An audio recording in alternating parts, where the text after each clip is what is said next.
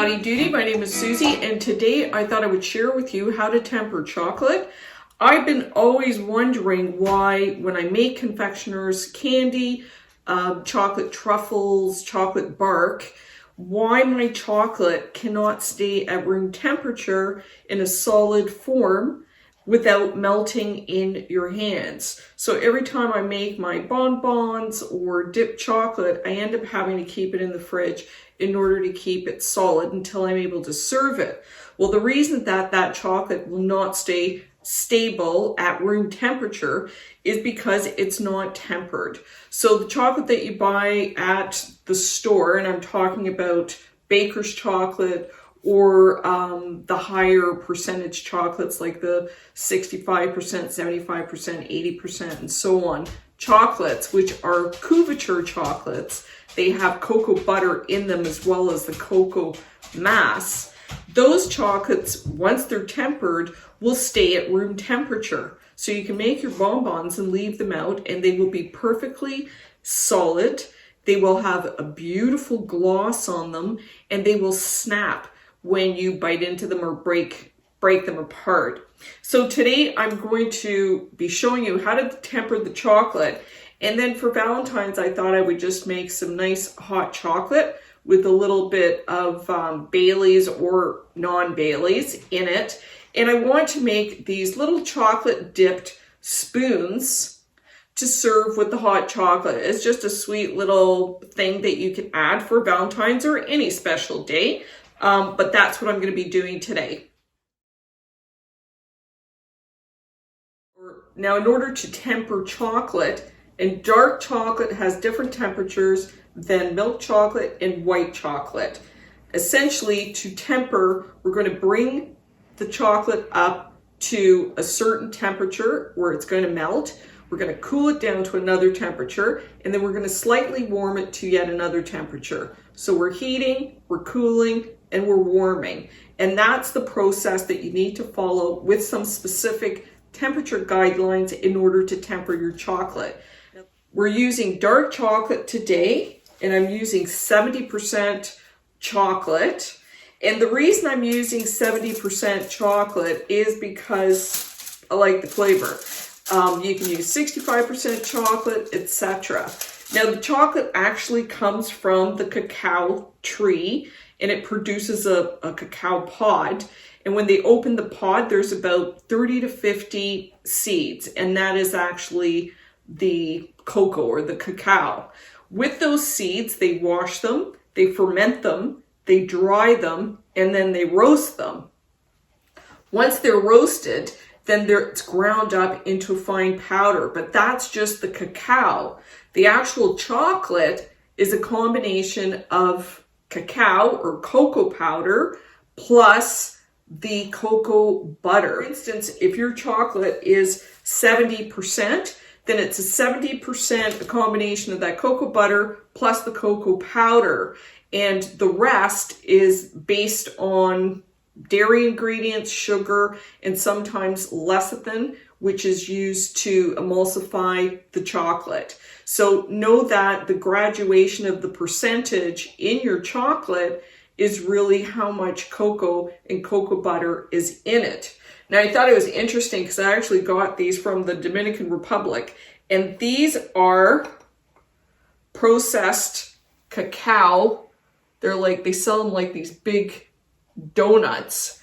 And this is pure cacao, so pure cocoa. So if I was to grind this up, it would turn into cocoa powder. It has zero sugar, zero of the cocoa butter. It doesn't have anything else in it except the cocoa powder. So I thought that's kind of cool. So then of course they grind it up and then you end up getting your cocoa powder.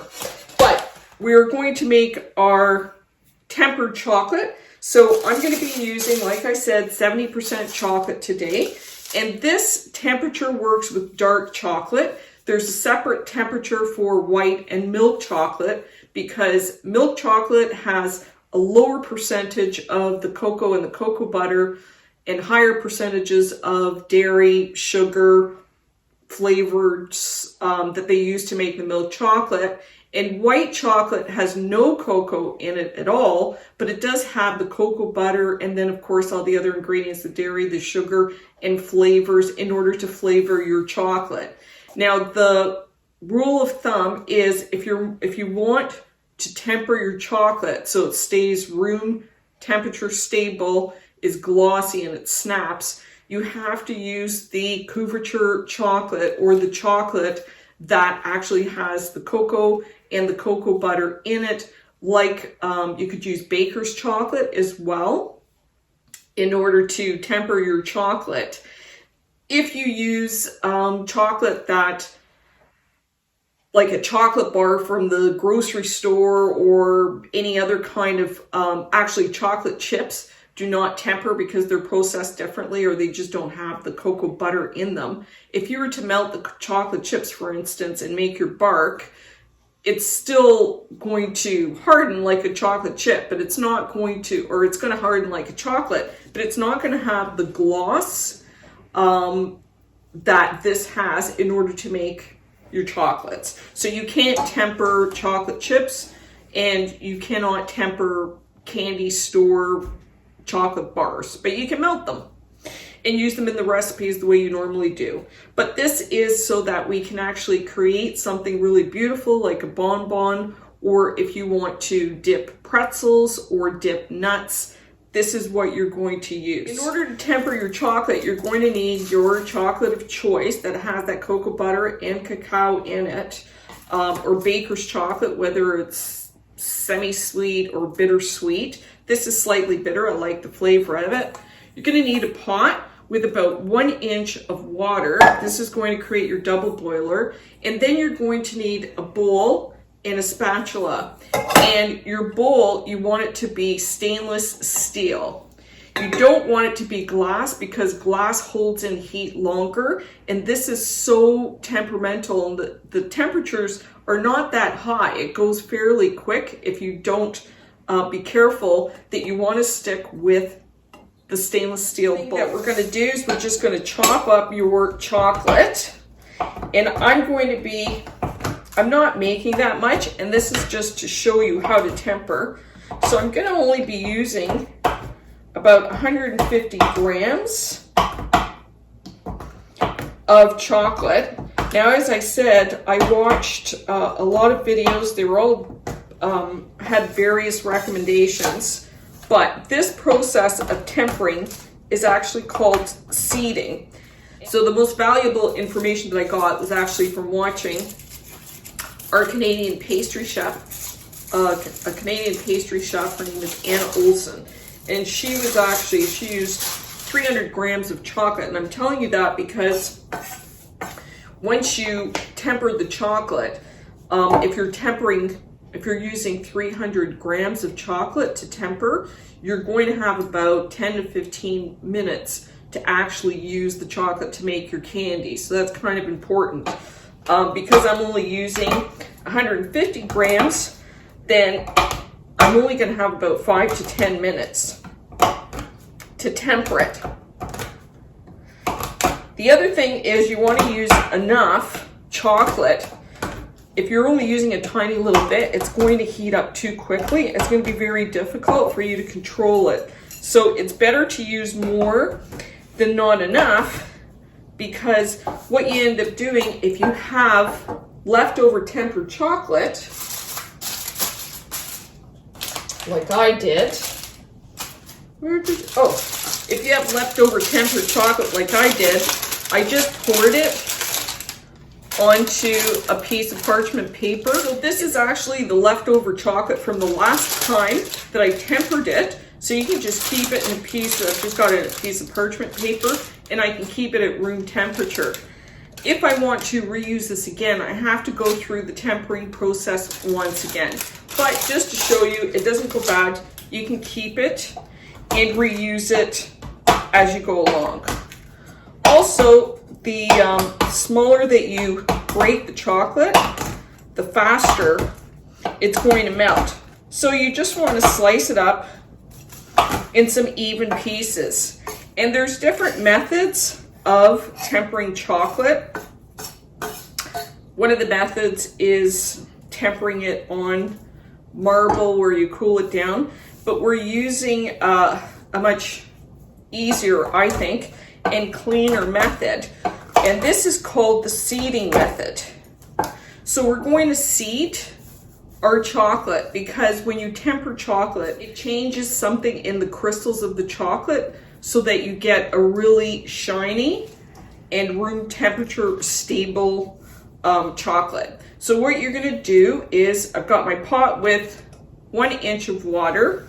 I'm actually just going to put that on the stove and bring it up to a simmer. So I'm just gonna bring my water up to a simmer, and I've got it on low to medium heat. And then I'm going to add 2/3 of the chocolate to my bowl, and I'm gonna hold back 1/3 of the chocolate. So once we bring our chocolate up to temperature, and for dark chocolate, we're going to have to bring this up to no more than 122 degrees. If you go over that, you gotta start over again. So we're going to bring it up to no more than 122 degrees. So we want to stay around 120. We're going to melt it. Then we're going to take it off the steam.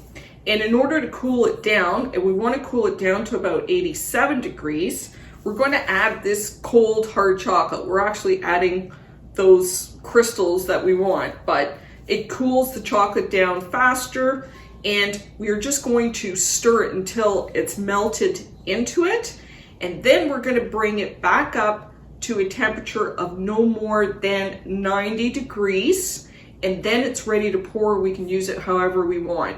So 2/3 of the chocolate in our bowl, 1/3 off to the side, which we're going to add after we get this up to around 120, 121 degrees. You don't want to get it too close to 122 degrees because you don't want it to go over.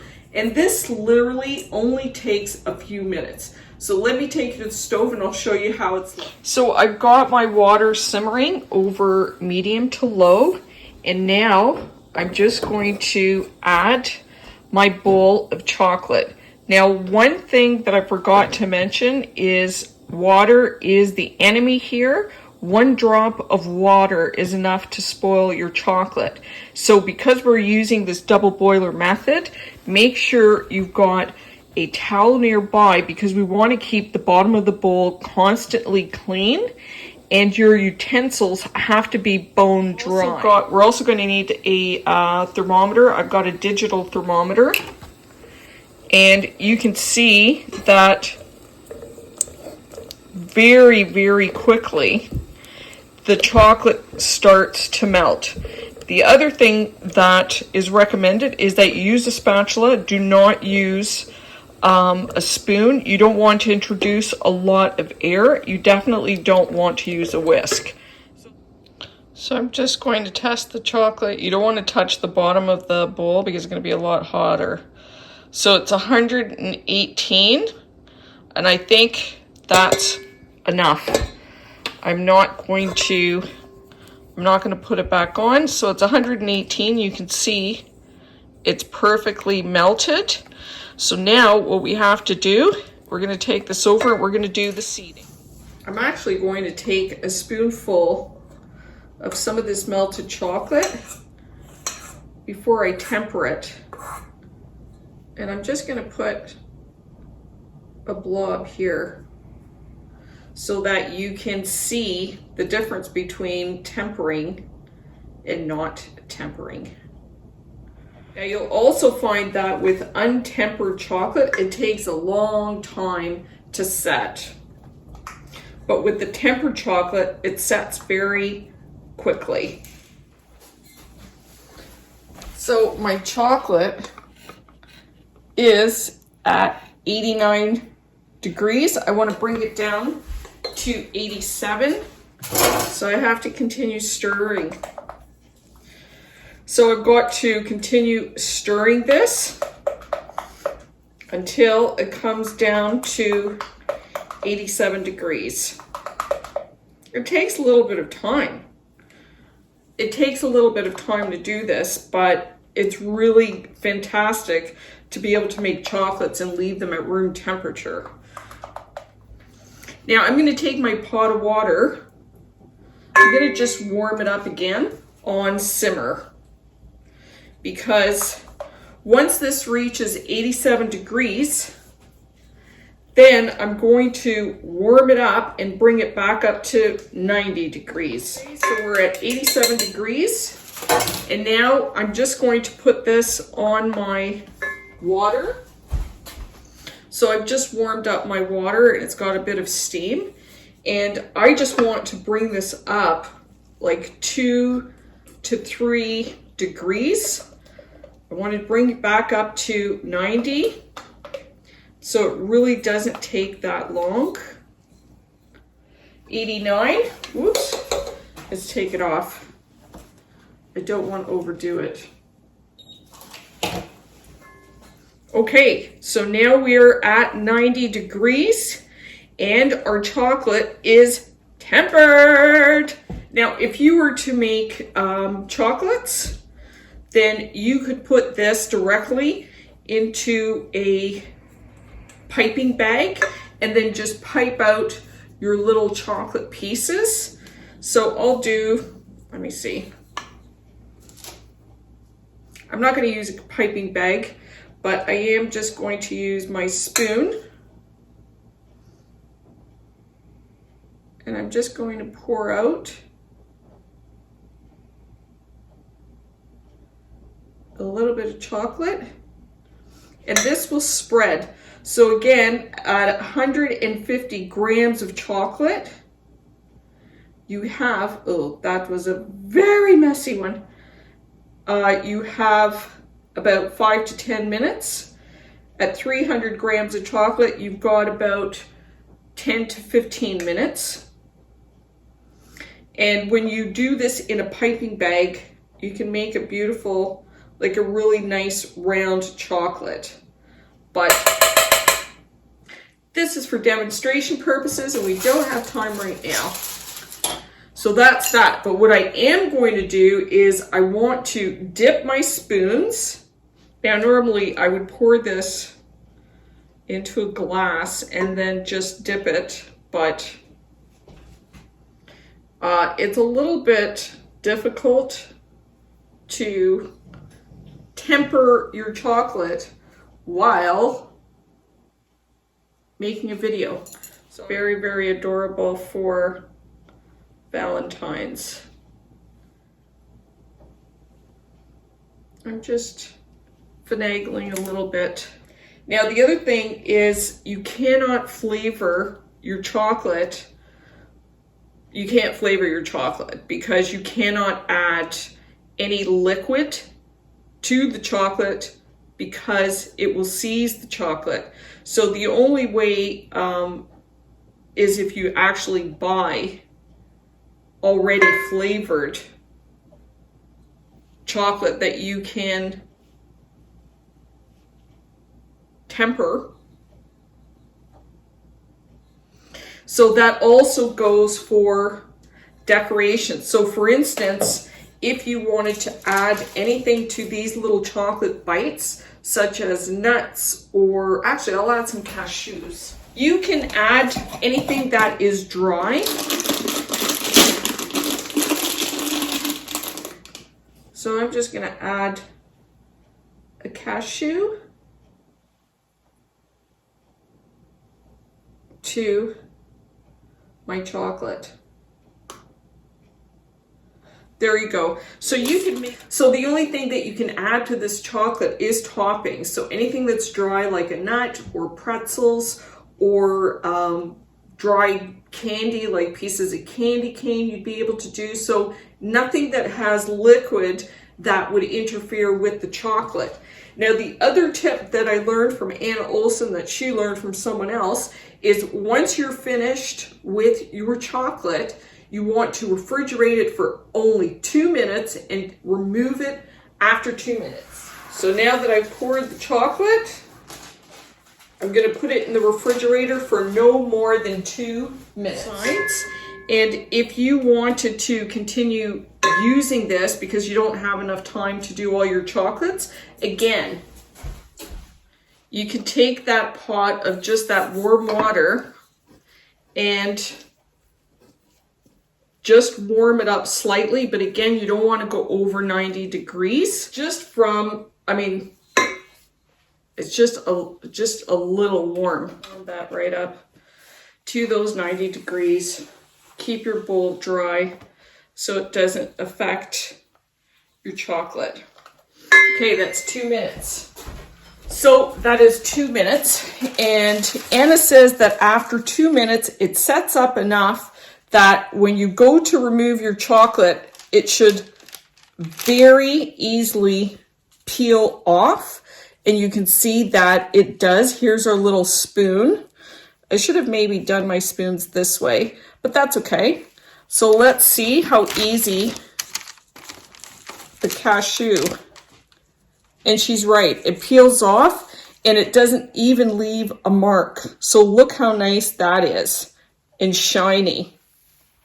So this is the untempered chocolate and that is the tempered chocolate. And I think you can see that untempered chocolate is dull, whereas the tempered chocolate is nice and shiny. And if you hold this for long enough, my hands are dirty, but it does melt off. Whereas, let's just take this clean finger and hold it.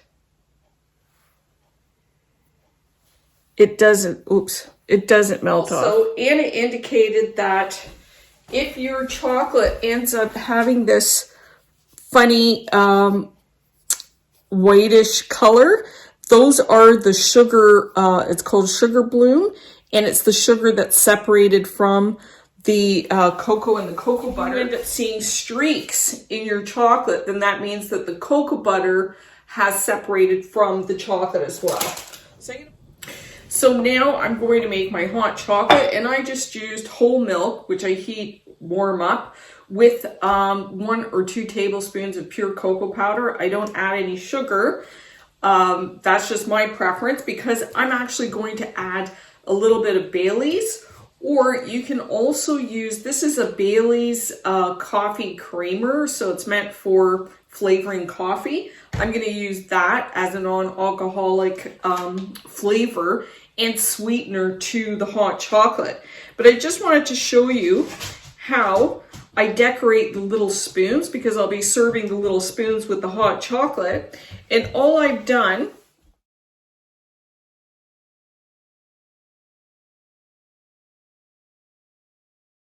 is using royal icing. I've just made a whole bunch of hearts and lips like that.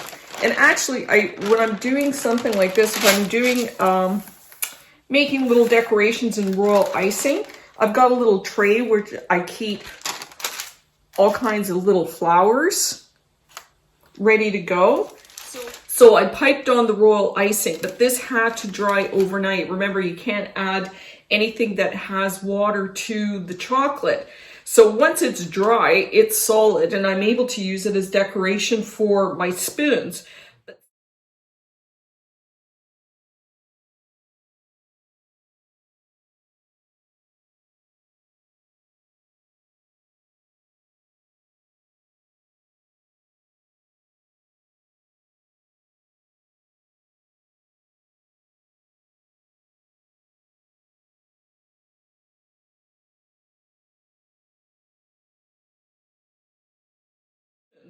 But since I was making it anyway, I usually do like a full sheet like this. Actually, I've got a couple of sheets like that. And then I cut each segment down to size to fit my Tupperware. And then I can just layer one on top of the other, and whenever I need little decorations to adorn cupcakes or whatever it is that I'm making, it's here. And the royal icing dried lasts for years. So what I want to do is, I have the option of creating the little spoons with a heart and lips. Here's another little variation, and I think they're really cute. So, and because I laid my spoon down, I could have laid my spoon like this, in which case there would have been a flat area there. But since I laid my spoons down this way, there is a little flat area there and here, which is perfect to glue some decorations. So I just add a touch of melted chocolate. I've made all the lips. I use the wax paper to create all of my little decorations on. It makes it easy to peel off. Then just add a little bit of glue to that handle. And then I can just peel off. And another heart there. So it looks like that, and it's just cute for Valentine's. Initially, I was going to use the little red cinnamon hearts, because once you mix that into your hot chocolate, the cinnamon would also taste nice. It is time consuming, but it is Valentine's after all. So if you want to make it really special, and now my hot chocolate is ready. And like I said, I just use about a tablespoon of cocoa powder per cup of warm milk. And when I say a cup, I mean like a real cup, like a teacup. You might want to use more. And like I said, you can either use, you can drink it like this. It's a little bitter because there's no sugar, although milk, because I'm using whole milk, has its own sweetness. But like I said, you can just top it off with a little bit of Bailey's cream, which is non-alcoholic. So you've got your hot chocolate and you can just serve it with your little spoon. So now you're getting that added melted chocolate to make your hot chocolate really rich and creamy. There is nothing that says Valentine's like chocolate, but you don't have to just eat it. You can drink it too. I think this is a great addition to Valentine's dinner. These little spoons, like I said, they're plastic spoons that I bought at the dollar store. And because you've tempered your chocolate, these are actually room temperature stable. You could pack them up and give the little chocolate spoons, maybe with some powdered cocoa, to a loved one or a friend. It would make a really cute gift. So if you enjoyed this video, I hope you give me a like. If you'd like to see more content, I hope you subscribe. And I hope you do try tempering chocolate and making, whether it's these little spoons or bonbons or anything else, because chocolate just makes life that much sweeter. Happy Valentine's Day. Enjoy.